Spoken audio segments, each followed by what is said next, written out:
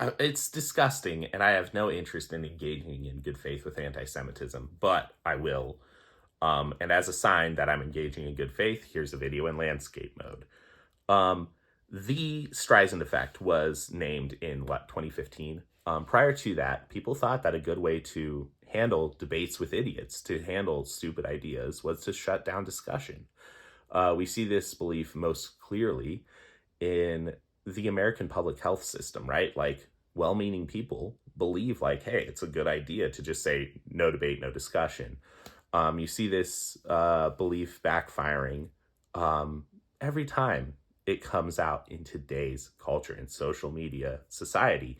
Prior to that, though, it actually worked, right? Like in the network television radio era, you could take bad ideas and be like, fuck that. No, we're not going to participate. We're not going to let you speak. Get off the radio waves. And some people would be like, well, the issue isn't that. Like, okay, I get that that is a failed way of handling dissent. It's a cultural holdover from boomers of a different era. Um, but maybe the fact that they have the ability to shut that discussion down isn't that concerning. I'd say hell no. Like, what are you like? It's not a problem that some people are rich, right? It's not a problem that some people have power. And it's not a shock that the people who are the wealthiest are the people who had the freaking scrappiest journey to get there, right? Right? Like, you look at who controls the banks, it's the freaking Irish. Ireland is one of the highest concentrations of populations overseas versus the home population back home. Why? Because Ireland was the victim of genocide. Ireland was like so brutally oppressed that they all freaking fled. And with that fleeing, they took with them a culture of like, hey, you work hard because life is out to get you. What other population is like that? The Jews, Holmes. Like, yeah, a millennia of discrimination, of being chased out of country after country because you wear funny hats and have a religion that has a an ethnic component to it, a matrilineal thing. It spawns feelings of jealousy. People are like, why can't I be in your in group? Well, the fact is, it's like, it's a family, not a business. You can't just join a family. And people get butthurt and they kick them out of nation after nation. And every time they do that, the Jewish culture gets shaped a little more towards survival, towards practicality. And what's funny is that you get many of the same behaviors that like Jim Collins wrote about in his book, Great by Choice, which is like, how do businesses succeed in highly changing environments? The type of behaviors they write about in those books are some of the hallmarks of like Jewish culture. Um, it's really funny. Anti-Semitism creates Jewish excellence, right?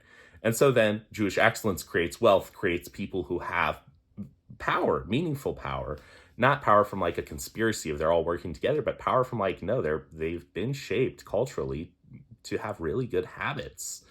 And I think that's freaking cool.